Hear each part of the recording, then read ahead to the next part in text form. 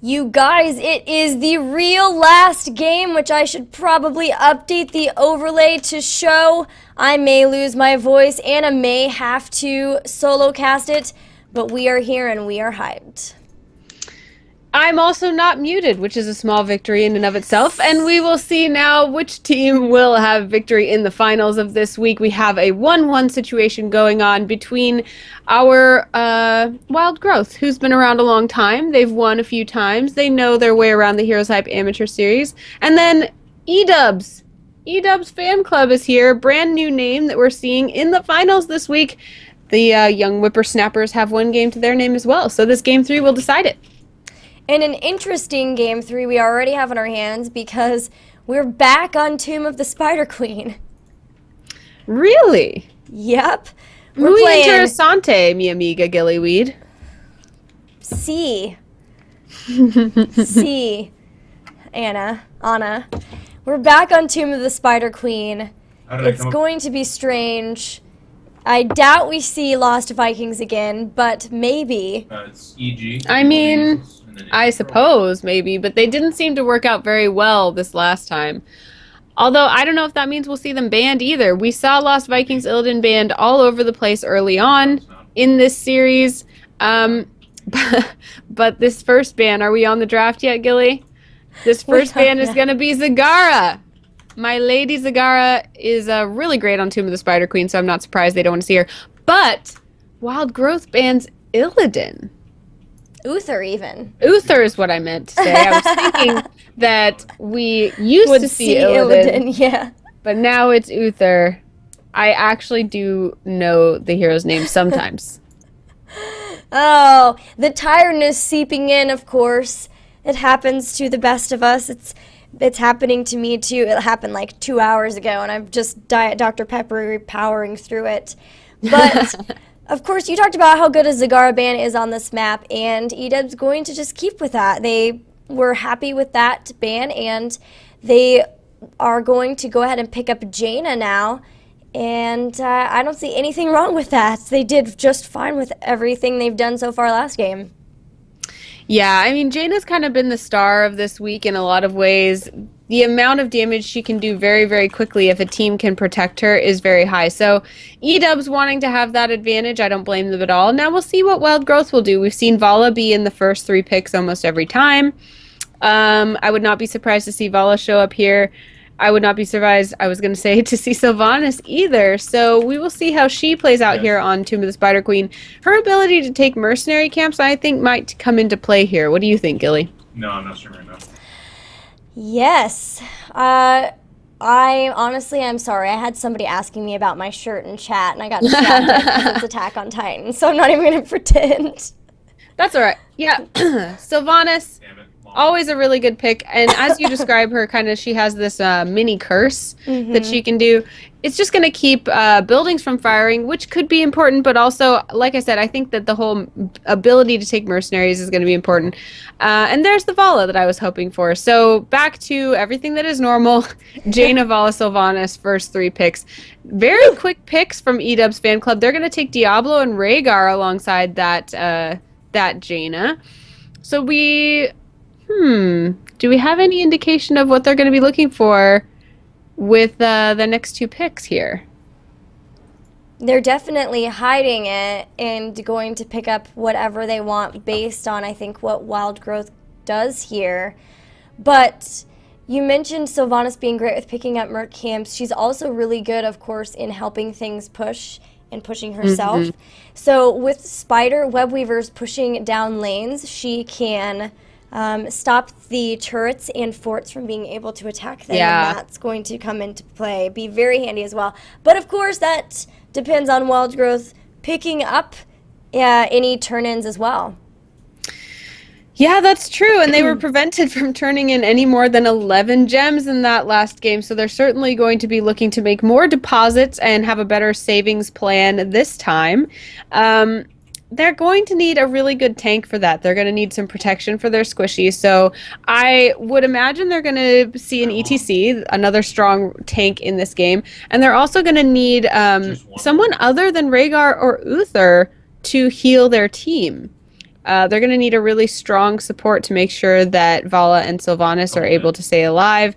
And there's a Thrall coming out for them too. So what support do you think we're going to see for them, Gilly? They liked Malfurion, although it didn't turn quite out how they wanted last time, and he doesn't have a lot of escape. But I understand now why Edubz went ahead and quickly picked up that Rhaegar, because with the I forgot there was an Uther ban, and with Uther and Rhaegar down now, those are the two standard ones that we see in Wild Growth. We'll have to be a little bit creative, but we've seen them make Malfurion work before. Yeah, that makes sense. And I love Malfurion's ability to root and things, so that combined with Vala could be really, really cool. I don't know if they'll go for their support now, though, as Edubz has already picked their support, so I don't know if they're going to want to... Or wait, they have 2 picks. They're going to do whatever they want. So I would love to see a Malfurion. We know that Malfurion has a root, so the damage coming from Thrall, Vala, and Sylvanas will pair nicely with a strong tank. So I'm assuming we'll see ETC. There's the Malfurion. Mm-hmm. So I'm assuming the ETC is going to be the next one out the chute, but who knows? They could surprise me. Well, we've seen it before. All right, well, it's time for Edubz to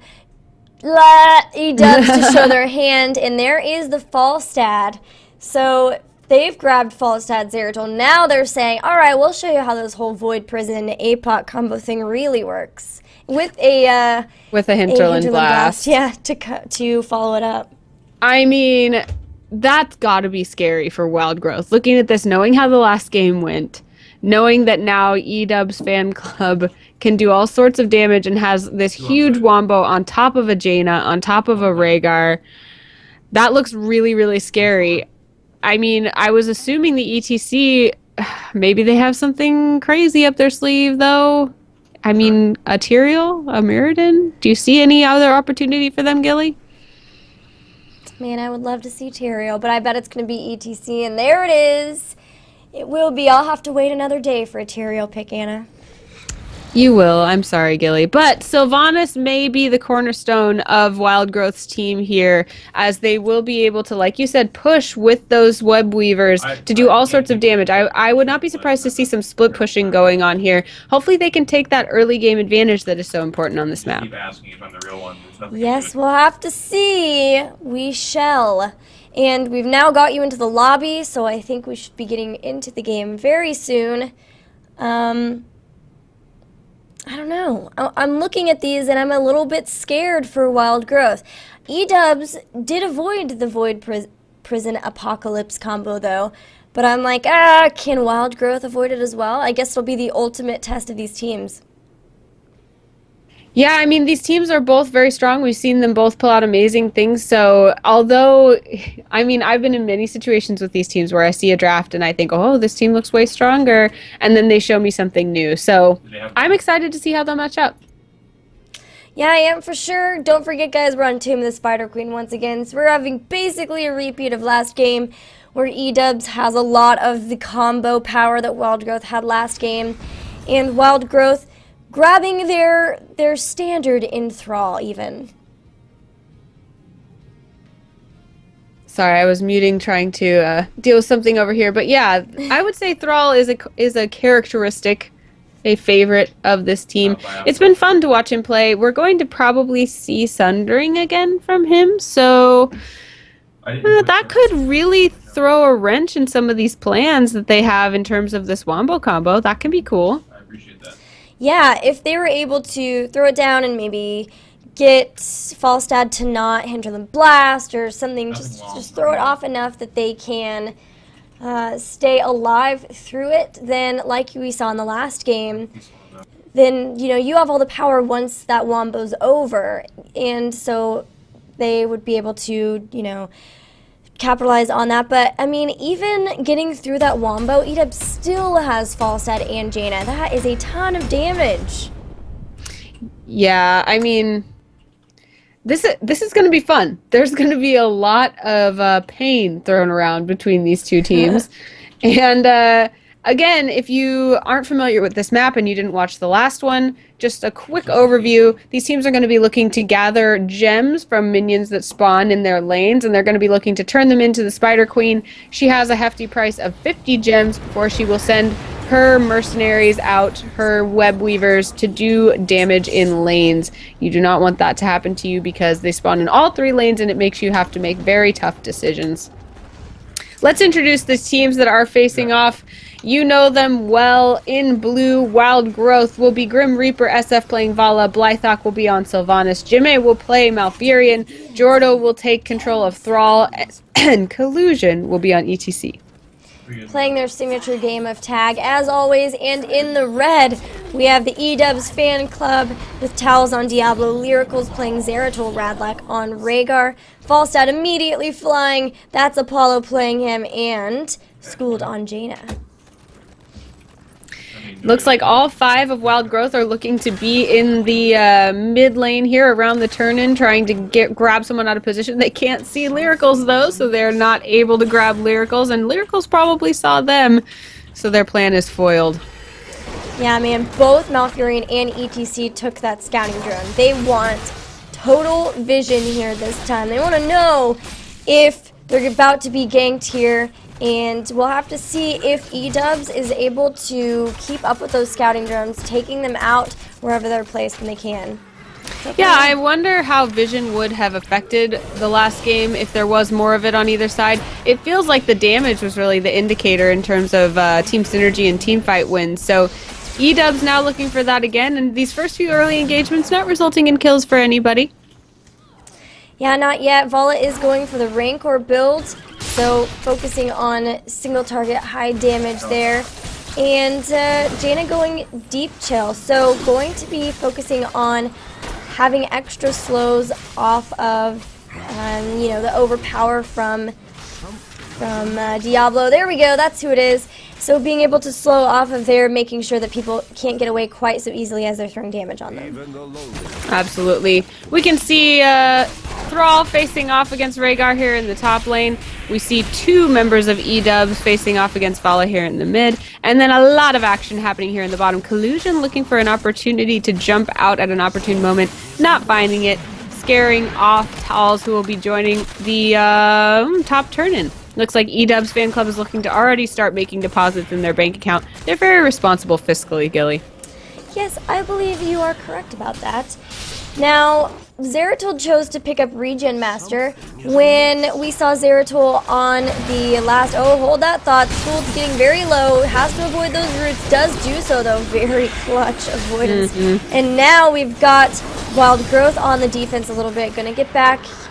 What I was saying before is Zeratul on Wild Growth side picked the Cleave talent at level 1. So this Zeratul choosing to be a little more sustainable, a little more bulky, not going for damage as much as staying alive.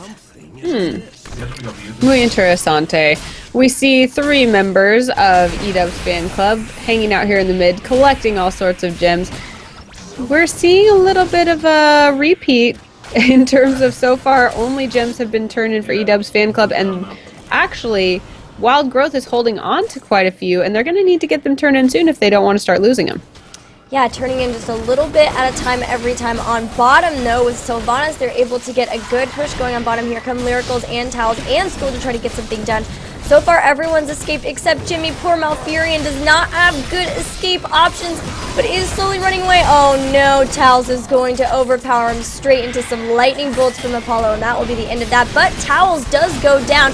Now it's a 1-for-1. Jordo is in here, and they're out for blood. They Infinum Schooled. Can they heal her in time? He's getting so low. No, he will go down as well. Yeah, interesting. A dominant showing here from Wild Growth. They're showing off the healthiness of their heroes. We're seeing Edubz fan club get very low in these engagements, even if they come out favorably. However, they still are holding on to quite a few gems. Looks like Radlock was trying to get a turn, and they will take down Sylvanas in an opportune moment down here in the bottom. Radlock will safely turn in 7 more gems. Still no turn-ins from Wild Growth, although they're holding quite a few. Grim Reaper has an opportunity maybe here at the top, holding on to 17, but Radlock and Towels are watching. They are, and even though 2 scouting drones for Wild Growth. It's Edubz who are keeping such a great eye on these turn-ins.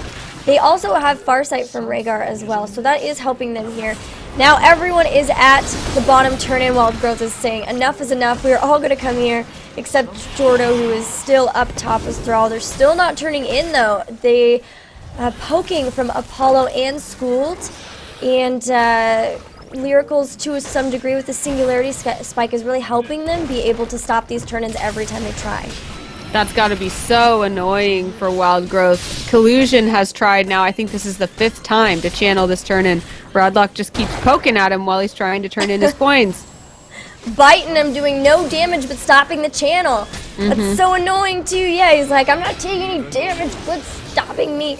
So and it's a great strategy because Radlock's not losing anything except for now maybe his life. Ah ha ha ha. Radlock goes down and Collusion thinks this is an opportune time to turn in my gems, and all members of Wild Growth will now turn in their gems, and they will have enough just from that one turn in to get the Web Weavers. Except Zeratul on top. No way. Snuck the turn in. But I think that, I mean, I don't know. I've never seen this happen so simultaneously before. I think Wild Growth also got their turn in. So I don't know if that's going to happen like right after these Web Weavers, or maybe they got cut off right before they had 50 turned in. I don't know. We'll see after these Red Web Weavers end. But how clutch was that, Gilly, that they denied the Web Weavers by getting some of their own? Oh, so good. Jimmy still has quite a few gems, so I think that they're going to have to retry to turn in here, but I guess we'll see afterward. Here come the Web Weavers. It looks like mainly we're going to see pushes in mid and bot, but primarily bot. Collusion with a great push on that Rhaegar straight into the roots. He's not going to be able to get away. He's going to go down, and that's going to help them at least alleviate some of the pushing here.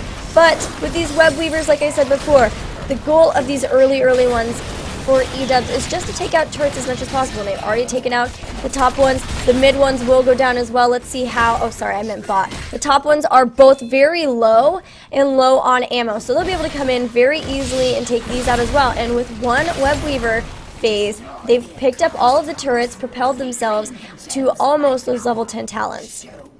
Amazing. And now I think, like you said, Jimmy must have gotten interrupted at the very last second with those 19 coins. So now Edubz fan club just has to make sure that Jimmy doesn't get a turn in, and they're already turning in more coins of their own, so they denied that victorious moment of the turn in. Only 5 gems necessary for Wild Growth to get Web Weavers of their own, but Edubz fan club is already building up their own savings. Yeah, and I mean, Wild Growth has to continue laning. They need to get that experience. They do so with Jaina. Great Jaina pickup, but there's a Void Prison. Here we go. Apocalypse is down. There's the Hinterland Blast. Jordo gets overpowered and will be the first one to go down. That's a kill on Thrall. But Jaina's down too, remember, so it's still 4 versus 4. And the Wombo is down. There goes Lyricals. He's envenomed. Will he go down? He's gonna drop, and he will not drop. Actually, just barely gets away. Very lucky there. He had first aid and was able to mitigate that damage. But finally, 2 games on this map. Wild Growth has secured a turn in. They must be feeling pretty happy about that. They're now falling into lanes to make sure they push their lanes out as far as they can before the Web Weavers arrive. Web Weavers are very finicky, and they only like to join the lane where the wave has been pushed to, so Collusion trying to make a carpet for them here up in the top lane. It will not spawn very close, though, so a little ways to walk there. But all the action looks to be focused in the bottom lane, Gilly. Yes. School does so much damage as Jaina. They're going to take out that Web Weaver instantly. It doesn't even make it to the turrets. One turret there was down already thanks to a great push from Sylvanas, but they're not going to get much done there. Top is starting to push in and hitting the turrets quite a bit. They'll probably lose 1 there as well. And then in mid, they're maybe trying to pick up a hero kill here, gravitating around Radlock, but he's staying safe for now. And just like that, the Web Weavers are down so fast, and between the 2 of them, Edubz got a way better bang for their buck in terms of their first turn in. Definitely. Now they're kind of picking at each other, trying to take out any last advantages that they have.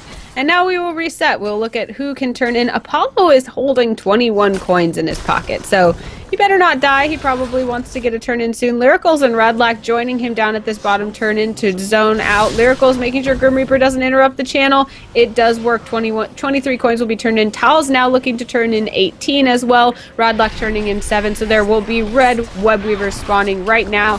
They're going to fall into the lanes again to make way for those web weavers. But Collusion is up here wailing on the top turrets and wall. He's going to probably take them down. Yeah, he can do that because he took stage dive this game, so he can always leave and jump into the team fight, which is exactly where he is going. Oh my goodness, that is a 4-person Void Prison. Grim Reaper gets out alive, but he's the only one as Sylvanas gets taken out instantly. But there goes Jaina. Everyone else has survived, and a ton of healing from Malfurion is keeping them alive as well. Radlac and Tao is getting pretty low, as is Apollo's, but so is Collusion. He's going to back up just a little bit. Jordo now taking the brunt of the damage. Got to get out of there, but has some good self-healing as well. Going to keep himself alive. And 1 for 1 each there, but during that time, there's Web Weavers and Mercs pushing in toward the mid fort, and it will be taken out. It's really interesting that we keep seeing this amazing Wombo land, but it's not doing enough damage to really decimate Wild Growth. What's really doing the damage that's letting the momentum stay in favor of Edubz Fan Club is the fact that they have the map objective so solidly in hand. They're now going to grab Grim Reaper out of position in the bottom. The gems will litter the ground and go to no use. They'll fall back and take this fort as well as this turret. And all 5 members of Edubz Fan Club will be here joining each other in the bottom lane. Yeah, Edubz really showing their mastery of this map. They have in the past game and this game as well. And they've picked up their level 13 talents. Both sides have, though, so no real concern there. There wasn't like a 3-level difference like there was last time. Collusion wanted to turn in, but knew that everyone was coming for him. And now it gets even harder for Wild Growth to try to turn in. That's because they have lanes pushed so far that Edubz will see any time that they try to come in, and so they've just kind of got to bully their way into a turn-in, and may get the chance to do so here, while the rest of the team, Edubz, is down at the bottom picking up those giants. Interesting that I thought you were right. Wild Growth was going to grab a turn in there at the top while Edubz Fan Club was out of the way. But it looked like they wanted to deny the turn in from Edubz, maybe not knowing that they didn't have enough gems to really make much of a difference. Collusion knows where Lyricals is going to try to grab him, but this wall here, oftentimes you get separated from your team, and it makes it a really difficult place to engage. And Lyrical's going to capitalize on that with a great Void Prison. It catches 3. Here comes the APOC, and Vala instantly taken out. Jimmy and Jordo both getting very low. Collusion jumped on Apollo, but it just wasn't enough, as Jordo will be the next to fall. Jimmy cannot heal himself up enough and will go down as well. Look at so many gems on the ground. That has got to hurt. Those were their primary gem holders at that point. And now, feeling very safe, we're going to see Edubz go for an early boss here.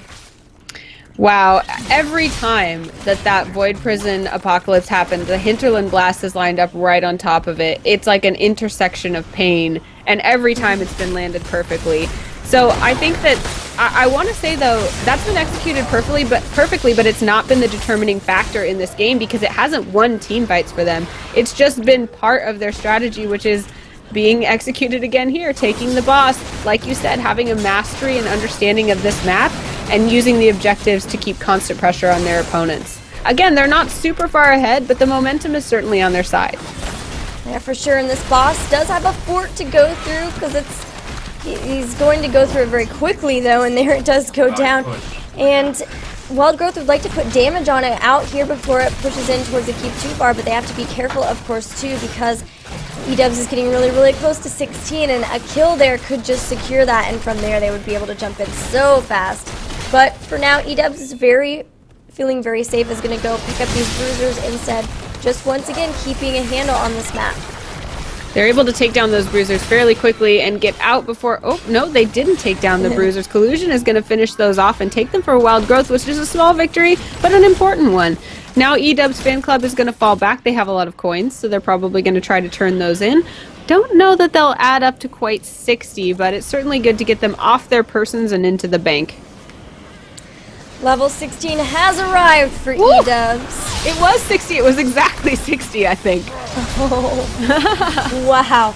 The math, even in favor of Edubz. Now their web weavers will descend upon Wild Growth, and things are starting to look grim. Apollo out by himself, not with the rest of the team, so the Wombo is not going to be quite as strong without him. The Apocalypse is going to go down. I lied. Hindu Blast is there. He got in position right away. Tranquility goes down, trying to keep Wild Growth alive, but Jimmy is getting so low.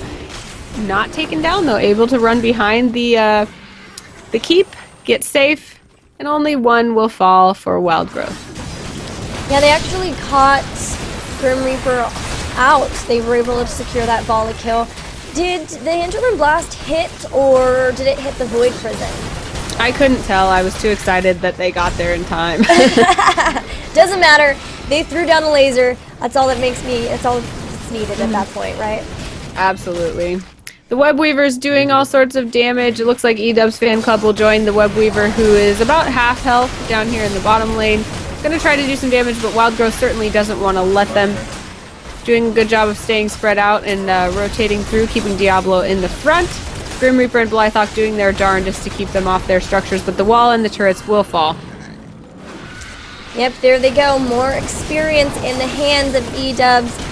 And what will they do with it? They're going to go after both, it looks like, Merc camps.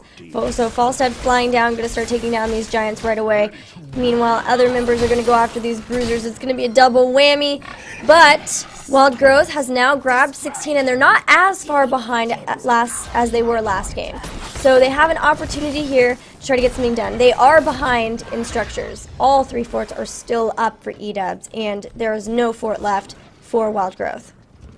Yeah, Edubz, surrounding the turn-in, definitely looking to deny one if Wild Growth was trying to make one. They aren't carrying too many coins, and they're very far away from a complete turn-in, so not bothering to make the deposit yet. Looking for Collusion, who's carrying 16 coins to make a mistake. Blythawk is holding 19, so they're certainly hoping to deny those. Oh, Lyricals is coming in. Watch out, everybody. There's the Void Prison. There's 3 there. There comes everything else to follow. Grim Reaper gets annihilated. Even Collusion's very low as an ETC, and a great Blizzard from Jano will ensure that victory as well. Now Jordo, Jimmy, and Blythawk are just trying to get away. Jordo's very, very low and will get taken out from the lightning rod. Oh no, a great overpower into a body block will secure Sylvanas' kill. That's a lot of gems littering the floor yet again. They're on the keep. They are pushing into the keep. Maybe, nope, they're going mid-keep instead first.